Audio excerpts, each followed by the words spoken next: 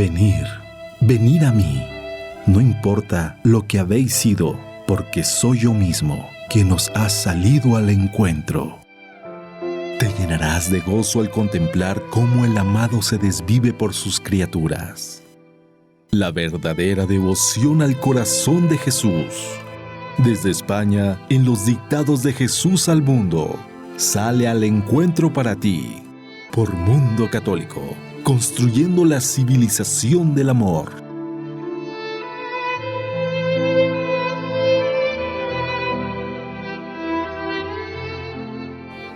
Buenas noches, queridos hermanos en la fe y amigos del corazón de Jesús.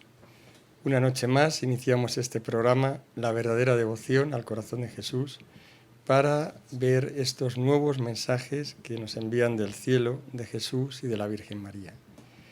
Esta noche pues tenemos el equipo habitual, al que voy a presentar como siempre, Óscar. Hola, buenas noches, José Antonio. Y Marisa. Hola, buenas noches.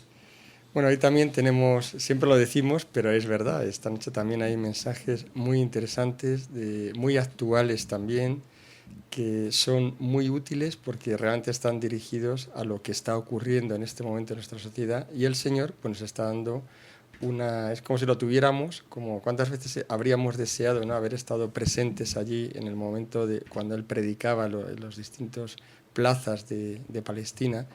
Y sin embargo, pues lo tenemos aquí, lo tenemos en nuestras calles, en nuestras plazas, hablándonos y además hablándonos a nosotros, a nuestros problemas y a nuestra situación. Así que bueno, pues vamos a aprovechar toda esta riqueza inmensa que recibimos. Iniciamos con el primer mensaje, que es del 30 de septiembre del 2002. Es un mensaje de la Virgen María, pero vamos a empezar primero con una nota que pone Marga, donde da una descripción, ella está haciendo oración y tiene un momento como de experiencia mística, de presencia de Jesús en su interior. Entonces vamos a comenzar con esta descripción y luego ya continúa el mensaje de la Virgen. El corazón de Jesús me ha abierto su entraña envolvente de amor, caliente, acogedora, que es como si todo él me hubiera abrazado ardientemente y me hubiera introducido en sí. No es que yo viera nada, porque era como si estuviera oscuro porque me estaba envolviendo con su abrazo de amor. Estaba dentro de él, pero conservando mi esencia, que él quería fundir en la suya. O que mal lo explico. Ha sido como que él estuviera deseando que yo le mirara para cogerme e introducirme en su amor. Es una atracción irresistible, como de un fuerte imán, que él también la siente por ti y te desea. Desea tanto consolarte y amarte y abrazarte, que te quedas como fuera de ti misma, alucinando. Entonces te sientes morir de amor, porque te está amando con esa intensidad tan grande. Y solo decía, oh Jesús, Jesús, Jesús, porque era una unión profundísima, infinitamente más que la que puedas tener con un marido de la tierra, de la que no quieres salir. Duró muy poco en el tiempo, pero muy intensa. Aunque yo estaba fuera de mí, él me hizo volver poco a poco, porque quería que lo describiera. Me preguntaba si debía seguir escribiendo o quedarme así, y me dijo, descríbelo. Antes de escribir, aunque sé que sigo con él, ya no es esa intensidad, y es lo que me hizo decir, ¿dónde estás? ¿Dónde estás, Jesús? Porque es una sensación de haberle tenido y de no tenerle. Ahora continúa ya el mensaje de la Virgen. Hay mucha gente que leerá esto y se dirá, Jesús y María no pueden hablarle nunca así. Esto no son mensajes de la Virgen, no son mensajes de Jesús. O bien por su sencillez y cercanía, adaptados a ti, pobre y torpe niña mía, muy amada. O bien por su dureza. En su escudriñarlos, solo se quedarán con lo bueno para ellos, acomodándolos a sus desdichas. Mira, hija, dos extremos del falso conocimiento de Dios. Ni es tan duro ni es tan tierno. ¿Ves? No quieren reconocer al verdadero Dios. Quieren un Dios acomodado a ellos, no al verdadero Dios que se manifiesta a ellos en ti y en toda la historia de la Iglesia y del pueblo de Israel tal cual es. Yo no dejaré de ser quien soy por ellos, la gente que no me cree, ni Dios dejará de ser quien es, ni Jesucristo, su Hijo, dejará de serlo. Y si yo y la Trinidad decidimos manifestarnos más en esta hora de la historia, ¿quién son ellos para decir, así no es Dios, así no es la Virgen, no son mensajes verdaderos, Dios nunca nos hablaría así? Que no corrijan a Dios, Dios sabe lo que hay que hacer y lo hará, mal que les pese. Y mira delirio de amor tan grande por sus criaturas que hasta se abaja a sí mismo para hacerse una con Él en la Eucaristía. ¿Conocen locura de amor igual? ¿En la mente de qué hombre cabría tamaña locura? Ellos no lo maquinaron, fue idea del mismo Dios. Y si Dios se abaja tanto a sí mismo que se mete en sus estómagos sucios de odio y de enfermedades, ¿por qué no ha de bajar hacia esta débil criatura y en ella elevar al género humano y manifestar su amor y sus palabras al mundo a través de sus débiles palabras? ¿Por qué no? Dime, ¿por qué no? ¿Es que son ellos superiores al mismo Dios para pensar yo no lo haría así? Porque poseéis una mente que solo maquina el mal.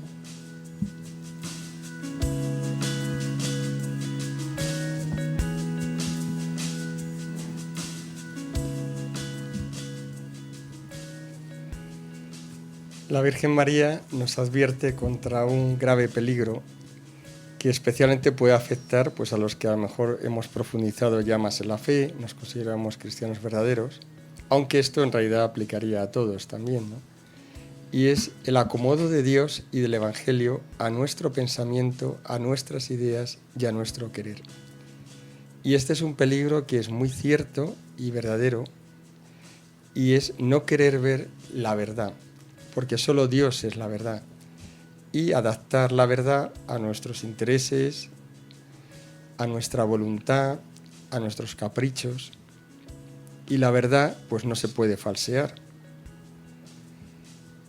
Entonces esto es algo que tenemos que también meditar. La Virgen la verdad es que nos hace reflexionar, ¿no? Y nos hace pensar y decir, bueno, yo estoy acomodando la verdad del Evangelio a mis intereses, a lo que a mí me interesa.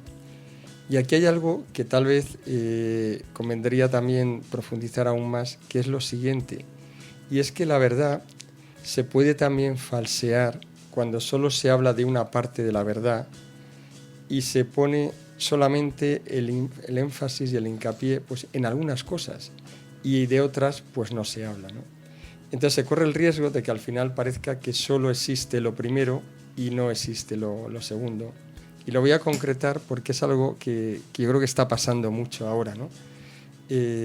Dios es amor y es justicia. Él salva, pero también hay condenación. Existe el cielo y existe el infierno. Todo esto son verdades esenciales de nuestra fe. Pero si solo hablamos del amor, del perdón, de la salvación y del cielo, y solo hablamos de eso, pues al cabo de los años las personas pensarán que no existe la justicia, la condenación y el infierno. Y claro, por eso hoy día, por ejemplo, pues nos encontramos que cuando se le pregunta, a lo mejor se hace una encuesta de estas a personas que se declaran católicas o cristianas, pues nos encontramos con la sorpresa de que un 70% dice, no, si el infierno no existe. Y claro, ellos consideran que no existe, pues como nadie les habla de eso, pues dicen, es que esto ya era una cosa antigua, pero que ya eso se ha quedado obsoleto y es que realmente pues no existe. Entonces, este es un primer tema que es muy importante y nos afecta a todos, afecta a los sacerdotes cuando predican el Evangelio, nos afecta a nosotros como padres cuando educamos a nuestros hijos. Y hay que tener mucho cuidado con saber qué cosas les estamos diciendo y qué cosas insistimos, porque hay que insistir en todo. O sea, hay que ser cariñoso, pero también hay que ser firme, pero también hay que explicar todas las verdades, la verdad completa en su totalidad, ¿no? Sin omitir. Igual que cuando hablamos con nuestros amigos, con nuestros familiares. Entonces aquí la verdad es íntegra, es en su totalidad y no se puede esconder parte de la verdad, ¿no? Sí, yo me acuerdo de una anécdota cuando, no sé si incluso lo han contado en algún programa,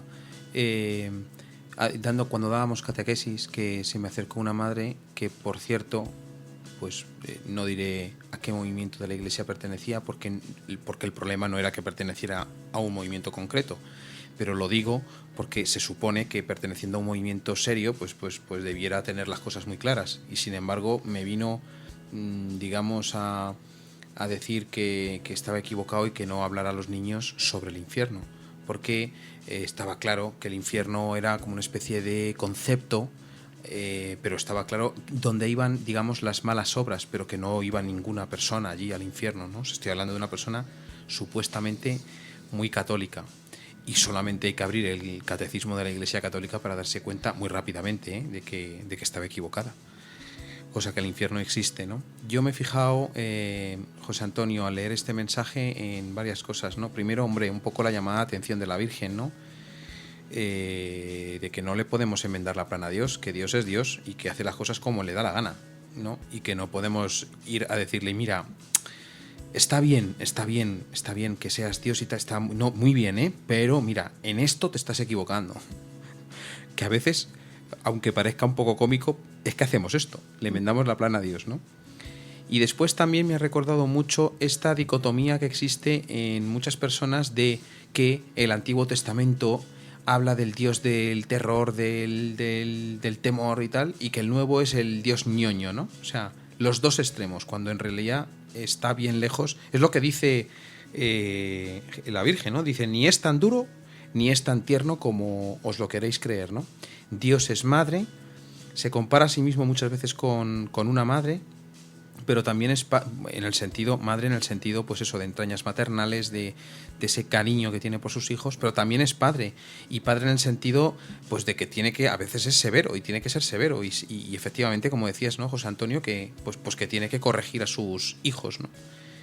Y por último, quizás terminar por otra cosa que se me venía sobre Nietzsche, ¿no? Que Nietzsche decía que le encantaba, o que le gustaba, o que el único Dios que le gustaba de cristiano, de los cristianos, ¿no? Era el Dios del Antiguo Testamento, porque era el Dios que le parecía fuerte, ¿no? Pero que no le gustaba el Dios del Nuevo Testamento porque era eso, ñoño, ¿no? Y que había perdido toda la fuerza y toda la historia, ¿no? Estudió poco Nietzsche al Dios del Nuevo Testamento, ¿verdad? Sí, además murió de una forma muy, muy desgraciada, ¿no? Como él en concreto decía, Dios no existe, Nietzsche, y hay una anécdota donde alguien en su tumba puso, Nietzsche ha muerto, Dios, firmado Dios, ¿no? Sí, yo ahí también de esto me hacía otra reflexión, porque aquí también habla la Virgen un poco del tema profético, o sea, es decir, de los profetas, o sea, el profeta pues es aquel que habla en nombre de Dios, que es designado por Él, llamado por Él o suscitado por Él, habla en su nombre y habla a la sociedad, al pueblo de Dios, pues para corregir, exhortar y recordar la verdad.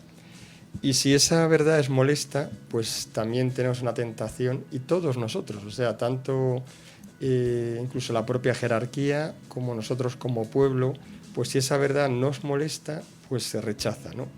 Y eso pues es esa falta de humildad tan grande para no poder reconocer que efectivamente Dios está por encima de nosotros y utiliza los medios que a Él le parecen apropiados. Y si Él, como dice la Virgen, ha decidido pues suscitar un profeta, pues evidentemente habrá que discernir y ver si eso pues viene de Dios o no. Pero aquí la Virgen no está hablando de eso, o sea, no habla de los falsos profetas, que efectivamente se puede discernir, se puede ver que hay una doctrina que es errónea o que viene suscitado por el espíritu del mal y no por el espíritu del bien, sino habla de que cuando hay un profeta auténtico y en ese discernimiento se ve que lo que dice es auténtica doctrina y verdadera palabra de Dios, pues entonces se le rechaza porque no gusta esa verdad que está diciendo. Y eso pues también pasa muchísimo en nuestros días, que hay ese profundo rechazo que incluso llega a la propia Virgen María en aquellas manifestaciones que incluso han sido autorizadas por la Iglesia, ¿no? Que mucha gente también pues no quiere, dice, no, eso como es apariciones y pues bueno, efectivamente no es obligatorio, pero también pues es algo que es un desprecio a un don que da Dios, el don de profecía, el don de los profetas. Es una ayuda que la da Dios porque la necesitamos, porque cuando envía profetas es porque realmente nos hace falta. Y cuando envía a la Virgen María como reina de los profetas, es que todavía es mucho más importante, y claro que tenemos que atender y escuchar qué nos está diciendo, ¿no? Y en ese sentido, pues la mayor profeta ahora mismo, la propia Virgen María, y no le estamos haciendo caso tampoco. O sea, estamos, pues bueno, que si esto sí, esto me interesa, esto me parece curioso, mucha curiosidad, mucho interés, pero realmente no estamos haciendo caso en el fondo, porque si no, habría habido una conversión mucho más profunda de lo que realmente estamos viendo, pensando que ahora mismo la Virgen María pues está con una actividad impresionante en todos los sitios del mundo, ¿no? Por tanto, bueno, pues quedémonos con esa humildad, ¿no? Ese espíritu de humildad, y sobre todo esa búsqueda de la verdad. O sea, la verdad, sin verdad no hay salvación. La verdad os hará libres, ¿no? Sí, es que esa es efectivamente, ese era el trasfondo profundo, ¿no? de esa palabra, ¿no? Bueno, vamos a continuar con el segundo mensaje. Este es un mensaje pues muy fuerte, que la línea de lo que decía antes la Virgen María, ¿no? O sea, que Dios unas veces es más tierno y otras veces pues es más exigente y más duro, ¿no? Pues este es uno de estos, pero muy importante. Es del 9 de noviembre del año 2000 y es de Jesús. Oh, los pecados de impureza, laceran cruelmente mi corazón. Mira cómo yo sufro por esto, sufro y me desgasto en mi interior. No lo sabéis, no lográis verlo del todo, no atisbáis siquiera a comprenderlo un poquito. El mundo es una inmensa ciénaga desde donde los hombres os revolcáis como animales, animados unos en los otros. Os revolcáis y no os importa el olor ni el hedor. Creéis hacerlo en un campo de rosas, oh vil mentira por la que os ha seducido Satanás. ¿Por qué hay tanta infelicidad, tanto vacío en el hombre? Porque esperáis saciaros con esa podredumbre del placer carnal, y vuestra boca no está hecha para comer vaciedad, mascar estiércol. Vuestra alma busca y anhela la salvación, y vuestra carne corrompida la pretende encontrar entre las basuras, entre las 1000 mentiras que antes se os han dicho. Se os pretende educar en la mentira. Satanás ha desplegado su ejército y en este punto la impureza está haciendo estragos. ¿Por qué? Es porque mi ejército, el que es realmente poderoso, no ha desplegado también su ataque, sus medios. Es porque los míos quizá también se han dejado vencer por ese vicio y no pueden mostrar al mundo sus vidas blancas, sus ánimas cristalinas, relucientes. Es porque de entre los míos tampoco se vive la castidad. Y mira cómo yo lloro de dolor y mi corazón es cual herida llagada de úlceras por este horror que me provocáis. Yo no puedo soportar por más tiempo que cojáis a mis niños y les quitéis la vida de la gracia con vuestra falta de modestia, pudor, vuestra falsedad y negrura, con vuestra vida y vuestras acciones impúdicas, dejando que ellos empapen sus ojitos con esa podredumbre que llamáis liberalidad, y por doquier tengan que asistir, en su más tierna infancia, a espectáculos bochornosos de pornografía, orgías, palabras obscenas y mentiras en cuanto al amor.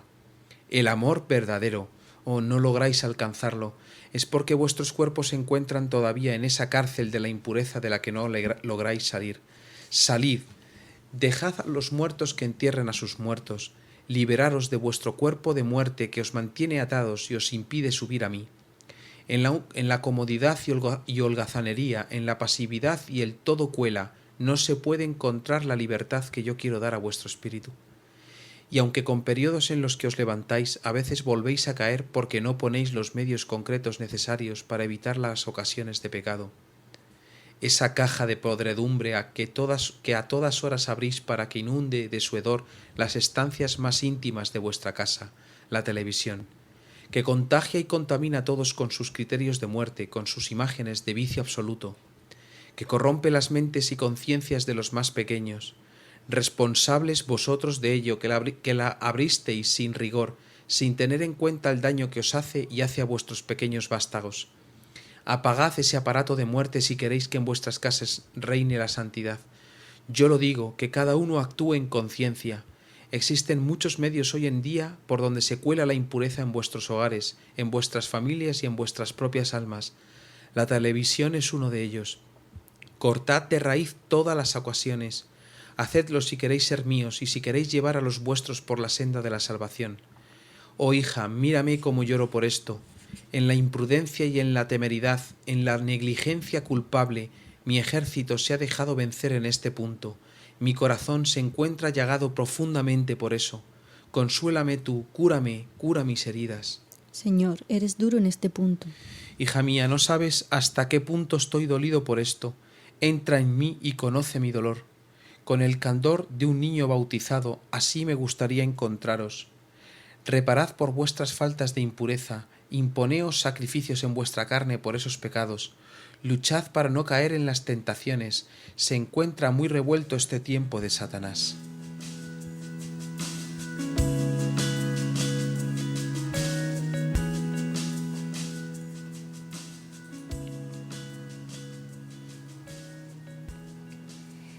De nuevo, el Señor nos advierte, ya lo había hecho en otros mensajes, pero una vez más nos lo vuelve a decir, y esto es porque realmente es muy importante, por eso insiste y pues nosotros también pues insistimos, ¿no? Y aquí pues habla con palabras muy fuertes sobre la impureza. La impureza, que es el gran pecado de nuestro tiempo y de nuestra sociedad. El pecado con el que Satanás tiene esclavizada a la humanidad. Y se ha disfrazado la lujuria y el desenfreno sexual, pues se ha disfrazado de libertad, de derecho humano, de algo imprescindible para ser persona. Y sin embargo, pues la realidad es todo lo contrario. La lujuria esclaviza al hombre, lo reduce a sus instintos más primarios y lo animaliza. Bueno, podemos recordar todo lo que va diciendo Jesús, que lo dice con una claridad, pero que yo creo que esto nos ayuda a entender, porque claro, como tenemos esta presión tan fuerte del exterior, pues a veces yo creo hasta nos hace dudar, ¿no? A veces dudamos, decir, claro, pobrecillo, ¿no? Claro, sí. Y lo dice, inmensa ciénaga, ¿no? Os revolcáis como animales y no os importa el olor y el hedor, ¿no? Nos da una imagen clara para que veamos cómo se ve sobrenaturalmente el estado de un alma que está continuamente, pues eso, enfangada en la lujuria y en la sexualidad desatada, ¿no? Dice, carne corrompida, y busquéis la salvación entre las basuras, ¿no?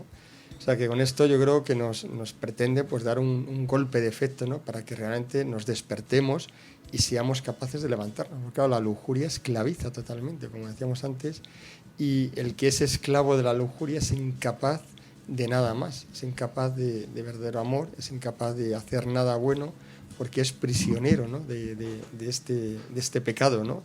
Que ata tanto, ¿no? Sí, ¿qué expresiones más gráficas utiliza Jesús para referirse, pues esto, al pecado de la impureza, ¿no? A mí me ha llamado mucho la atención mascar estiércol. Es que, claro, la época en la que estamos viviendo, pues Jesús tiene que utilizar estas expresiones tan fuertes para llamar la atención, porque es que se ha instalado eso, tanto la impureza en la televisión, como dice Jesús, en internet, en las revistas, en tantos y tantos sitios, y sobre todo de tan fácil acceso para niños. Yo recuerdo una conversación en el trabajo con unos compañeros que me escandalizó profundamente, porque llegaban a decir algún compañero, y el resto lo apoyaban, llegaban a decir que veían bien que los niños vieran la pornografía, porque al final era una forma de hacerles ver lo que era la vida, ¿no?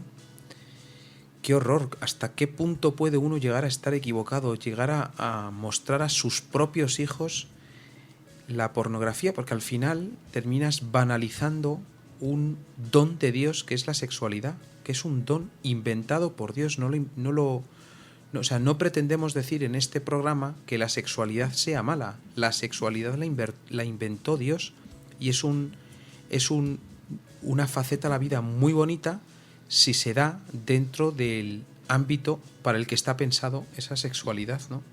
Que la inventó Dios. Pues hemos banalizado la sexualidad, la hemos sacado de su entorno.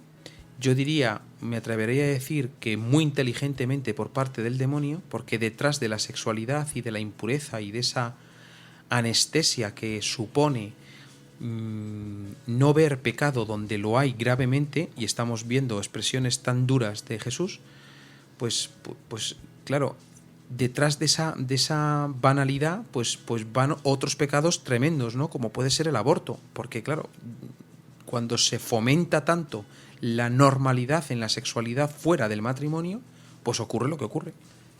Sí, yo hay otro aspecto también que me ha llamado muchísimo la atención, y es que él dice, este mal, además que se ha extendido por todo el mundo, no tiene una réplica por parte de los cristianos de mi ejército, ¿no? Como dice él, y dice, porque vosotros también habéis caído, ¿no? Y os habéis dejado vencer. O sea, nos está diciendo que también entre los cristianos católicos no se vive la castidad.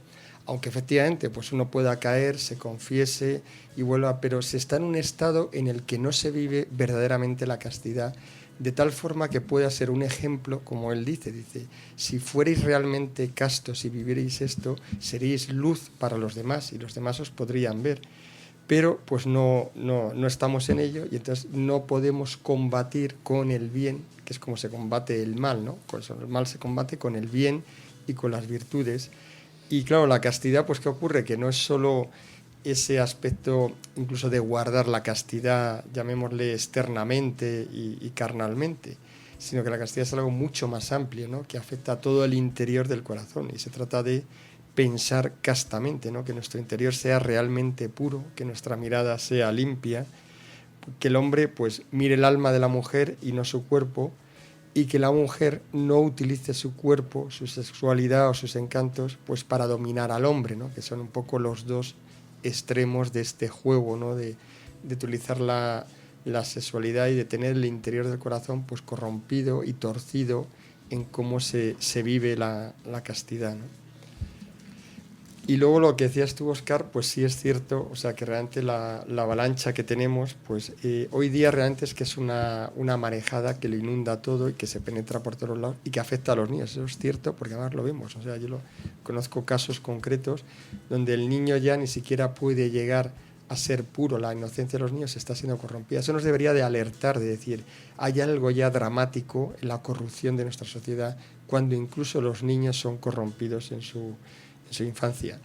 Pero quería comentar, porque el otro día me impactó mucho una anécdota, me la contaba pues un familiar mío, y decía que en una reunión de varias mujeres pues surgió un libro que había leído una y que estaban leyendo todas prácticamente, un libro que en Estados Unidos se ha convertido en el libro más vendido de todo Estados Unidos, o sea, un éxito mundial.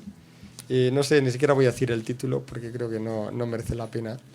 Pero este libro pues simplemente es pura pornografía. Es un libro que ya tiene mucho éxito, que se ha corrido de boca en boca, que lo están leyendo todas las mujeres. Y que es asqueroso. Es pura pornografía, incluso es sadomasoquismo, o sea, es una verdadera degradación de la mujer.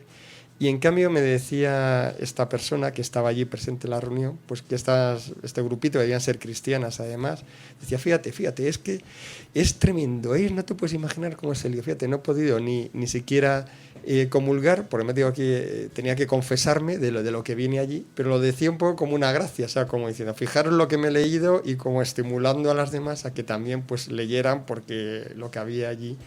Y entonces, claro, es cuando te das cuenta de realmente hasta qué punto tenemos nuestra sociedad hundida, porque claro, esa persona, madre de familia, incluso aunque te puedas confesar, pero el daño que queda en tu mente y en tu corazón permanece ahí, y esa suciedad pues queda ahí.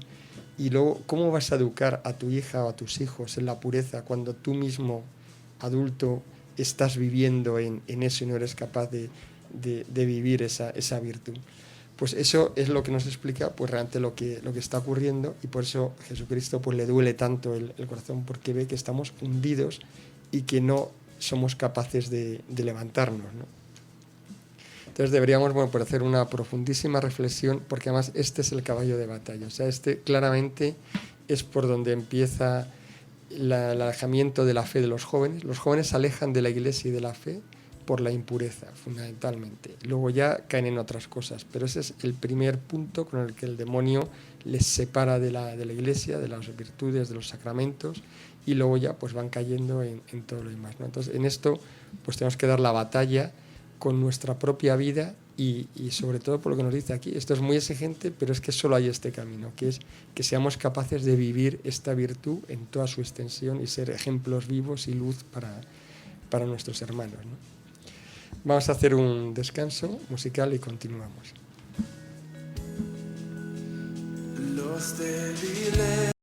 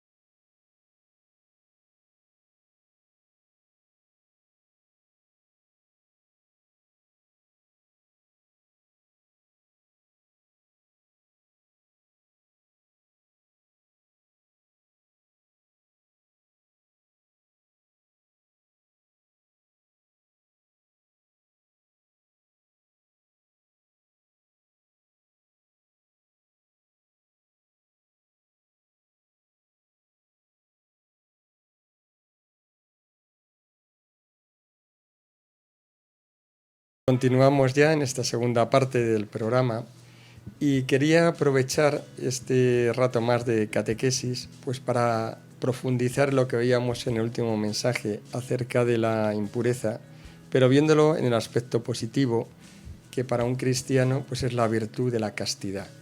O sea, el cristiano en su ejercicio de virtudes y de crecimiento espiritual, pues hay una de ellas que es fundamental, como veíamos por las circunstancias que estamos viviendo, y que es la castidad.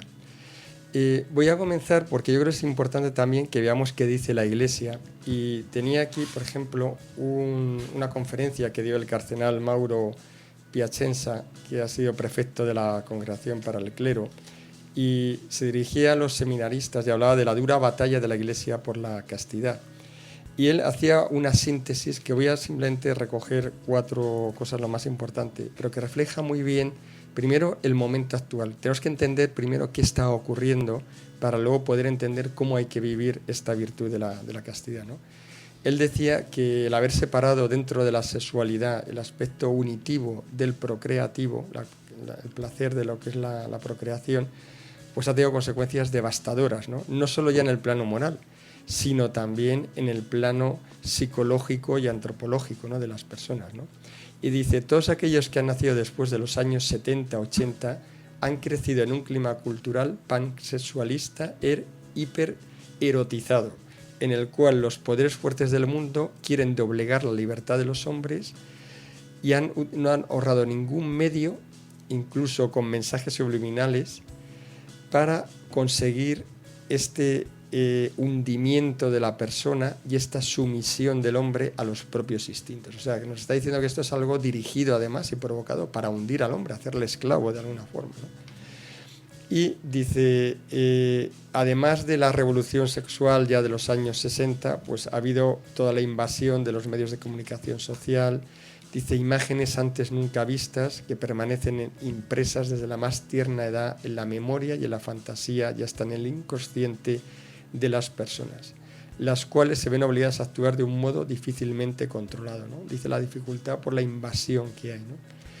Dice, y si el pecado de origen ya hacía particularmente frágil la dimensión psicosexual del hombre, pues todo esto ha determinado que haya un auténtico trastorno que afecta no solo a la esfera privada, sino también que es ya una costumbre difundida hasta llegar a ser cultura compartida. O sea, lo que nos dice es que nuestra cultura ya es una cultura sexualizada donde parece extraño el juicio común de otro tipo de comportamiento como podría ser la virtud de la castidad. O sea, la virtud de la castidad a ojos del mundo y de la cultura es algo extraño, raro, llamémosle de marginado, ¿no?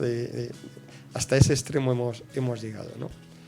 Y por tanto, bueno, pues sigue comentando, dice, todo este contexto desorientador pues tiene unas consecuencias en todas las personas y que respiran pues esta sexualidad totalmente desordenada, ¿no? Entonces, bueno, esto como preámbulo un poco pues para entender, nos lo está diciendo la propia Iglesia, o sea, que esta es la situación que tenemos, ¿no? Y yo quería comentar ahora pues toda la enseñanza del Papa Beato Juan Pablo II, que en esto él trabajó muchísimo y dio una doctrina magnífica, ¿no?, alrededor de todo lo que es la teología del cuerpo. Yo recomiendo, porque ahora no va a dar tiempo, pero simplemente para aquellos que estén interesados, el libro Amor y Responsabilidad, donde se puede decir que ahora mismo es el mejor manual de educación sexual a la luz de la revelación para poder entender pues todo esto, ¿no? Entonces, vamos a dar así 4 ideas básicas que es importante.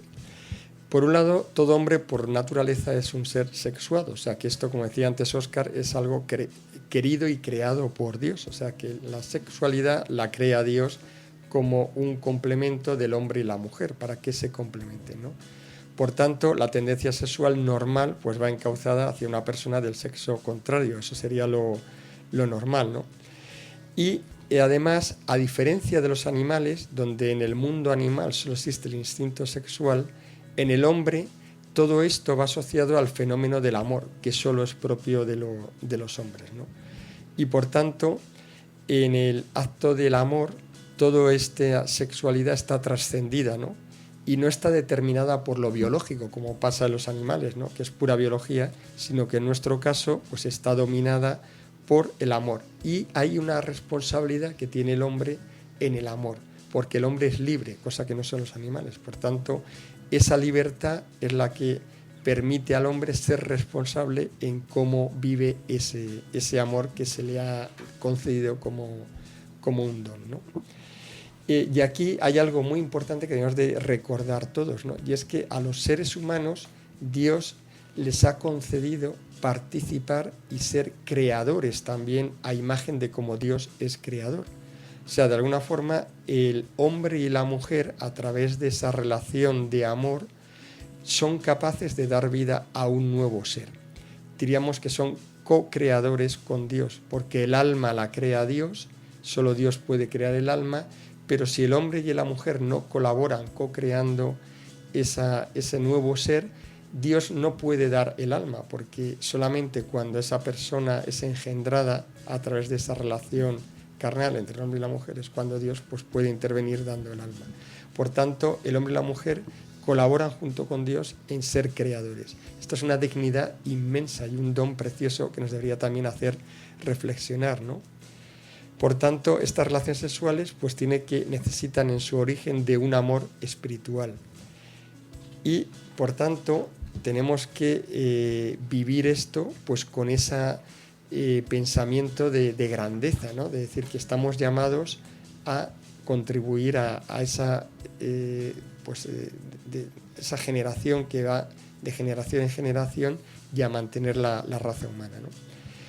Y entrando en esto, pues podemos avanzar también, por tanto, en la castidad, ¿no? Entonces, ¿por qué se necesita la castidad? Pues esta es una virtud que, como decíamos antes, pues que es de muy mala prensa en este momento, incluso ha sido tremendamente atacada porque se ha dicho que la castidad es algo perjudicial para el hombre, cuando es precisamente todo lo contrario, ¿no?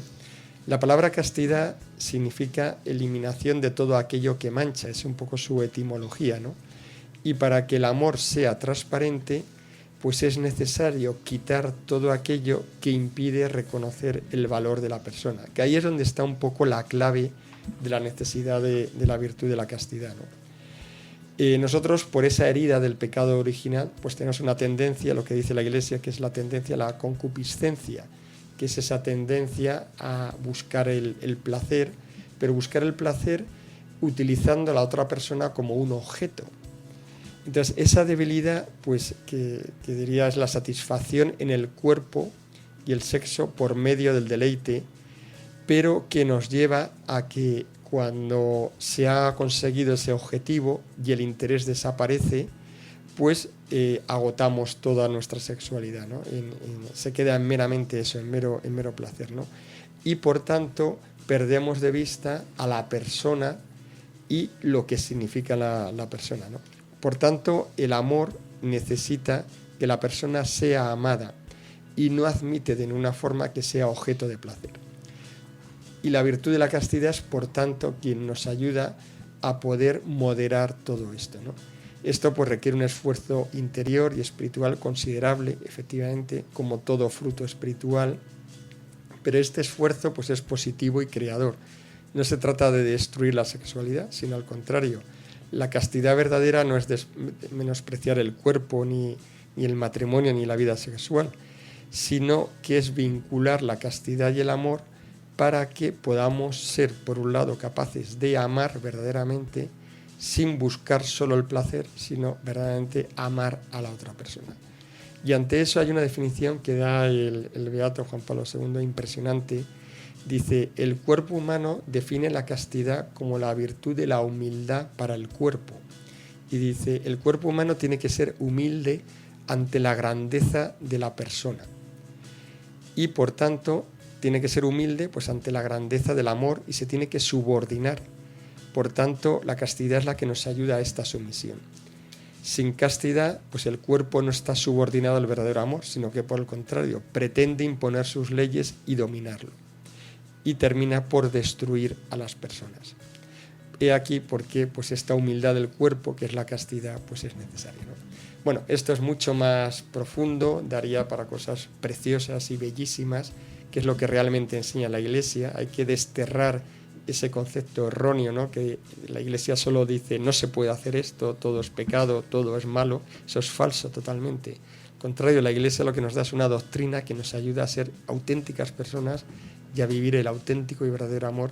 Por eso pues tenemos que profundizar, aprender, conocer toda esta doctrina y luego pedir la gracia de Dios para poderla vivir, que en este momento es heroico. O sea, hoy día que un joven quiera ser casto, realmente es un mártir de la castidad. O sea, se puede decir así con estos términos. Pero bueno, yo animo desde aquí pues a los jóvenes a que luchen con todas sus fuerzas, porque en ello está su salvación y la salvación de muchas almas, ¿no? Vamos a hacer a dar una publicidad sobre un vídeo muy bonito que a mí me gustó muchísimo y que ayuda a muchos jóvenes a ver la verdadera, y corriendo porque claro no nos queda mucho tiempo, pero animo a nuestros oyentes a que busquen en internet un vídeo que se llama Amor sin remordimientos, de una pareja que ella se llama Cristalín y él, no sé si recuerdas cómo se llama, cariño, ¿no? Bueno, Amor sin remordimientos es un vídeo muy muy bueno sobre la castidad para la juventud. Bueno, vamos a continuar ya con nuestro último mensaje del 20 de julio del 2003. Es un mensaje de Jesús. Hoy domingo, entre los que no van a misa porque se olvidan que es domingo, los que van y llegan tarde, los que van pero no comulgan, van pero están ausentes, van por un cumplimiento, van y comulgan sacrílegamente. ¿Quién crees tú que me hace más daño? Los que van y tienen su corazón lejos de ti, aunque sea de los que comulguen. Exacto. ¿Sabes, hija? Los hombres quieren los beneficios de estar con Dios, pero no quieren ninguno de los sacrificios. Y no viene uno sin lo otro. A todo el mundo le agrada veros.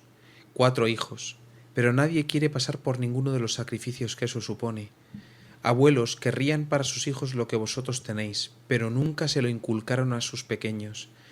¿Cómo se va a improvisar una cosa así? Si educas en el egoísmo, es egoísmo lo que recoges, incluso para ellos mismos. Qué triste y doloroso.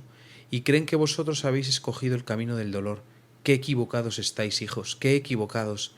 A sus ojos lo que provocáis es una especie de admiración, envidia, odio, repulsa. Quiero que defendáis los cimientos de la familia, que lo hagáis desde donde podáis, sí, desde las plataformas que os dejen. Avanzad, avanzad. Mirad a los demás cómo os ganan terreno, cómo se afanan en el mal.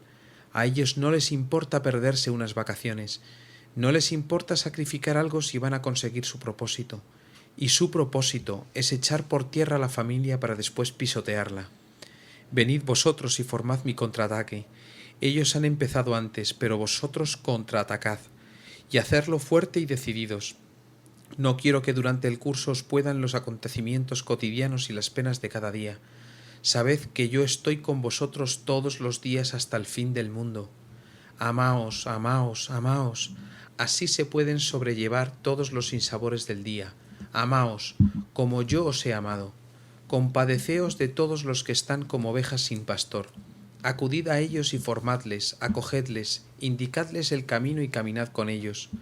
Sabed que si ven en vosotros prontitud, seguridad, alegría, amor, donación, verdad, quedarán fascinados, porque la verdad no es cosa que se pueda ocultar debajo del celemín. Cuando sale arriba de la estancia para alumbrar a todos, su fulgor deslumbra y fascina de tal modo que se hace imposible una resistencia a ella. Si al ver la luz te resistes, notas cómo todo tu ser se rompe en 1000 pedazos, se quiebra, porque no has querido seguir el camino. El ser roto, roto en 1000 pedazos. Pero si al ver la luz la sigues, oh, el ser con alas para volar alto, alto hasta la muerte que es la vida, alto hasta el cielo, y contigo llevar a miles de almas. Si esas almas son tu familia, mejor que mejor. Llevad familias para Cristo, formad familias para el cielo. Oh, ese es mi deseo, hijos míos, ese es mi deseo para vosotros. Venid, familias, a reinar conmigo. A mi lado he preparado un puesto para vosotros. Venid a reinar conmigo, familias de mi corazón. Amén.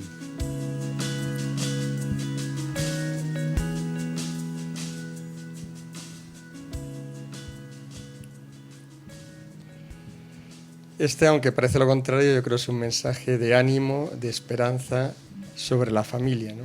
Y como siempre, pues no son estas palabras bonachonas de alabanza y de cumplidos fáciles, sino son palabras recias, ¿no? Claras, verdaderas, y hablan de una esperanza para la familia, pero que está fundada en la verdad del Evangelio y no en la mentira de los criterios del mundo.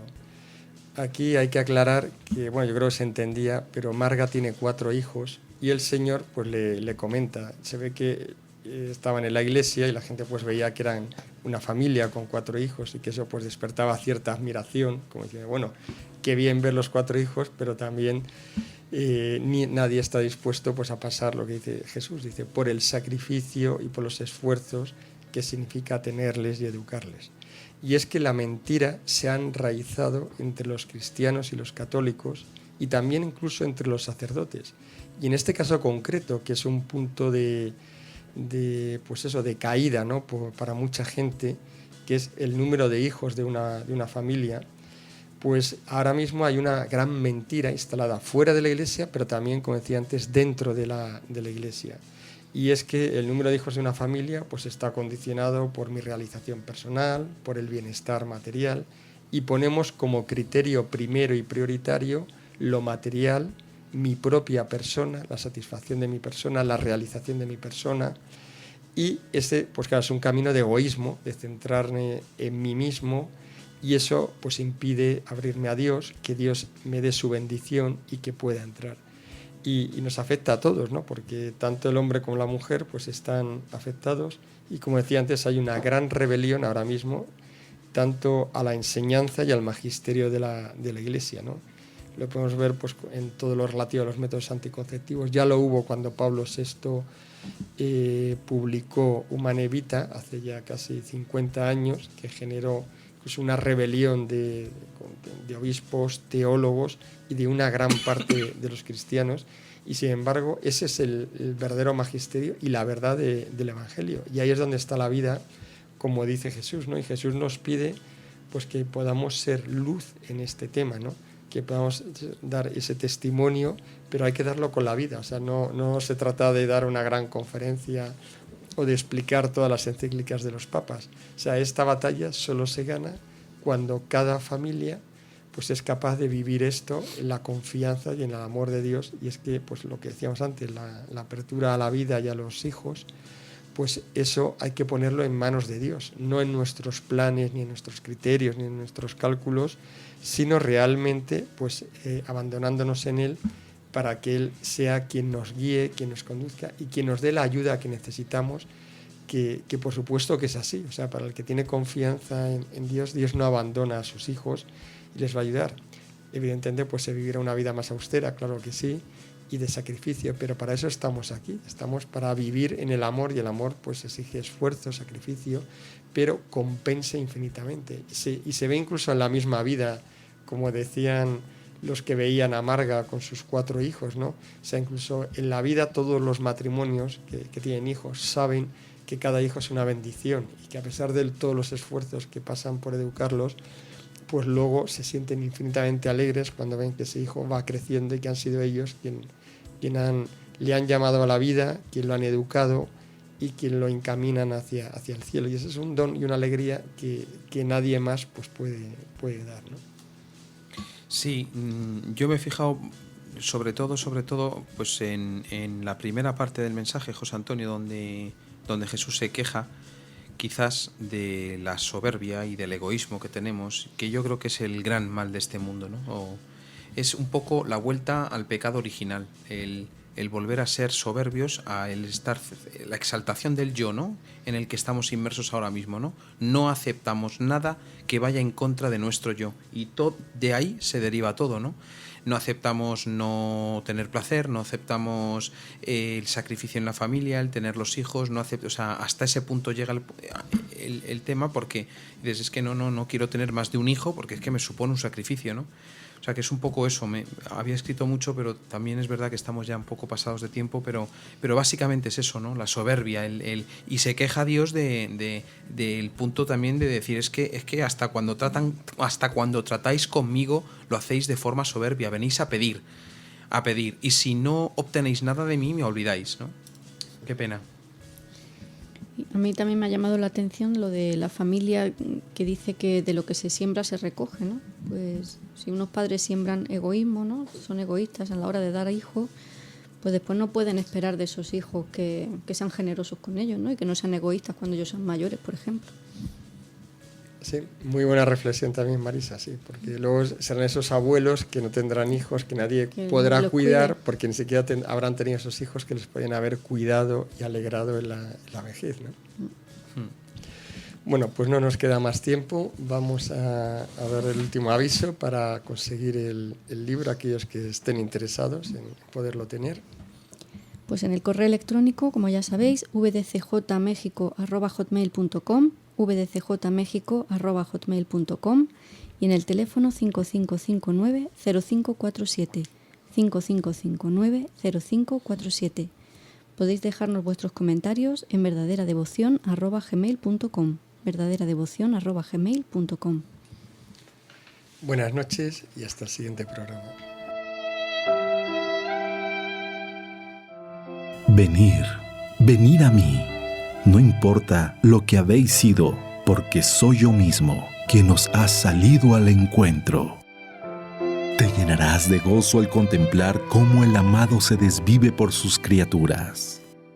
La verdadera devoción al corazón de Jesús. Desde España, en los dictados de Jesús al mundo, sale al encuentro para ti, por Mundo Católico, construyendo la civilización del amor.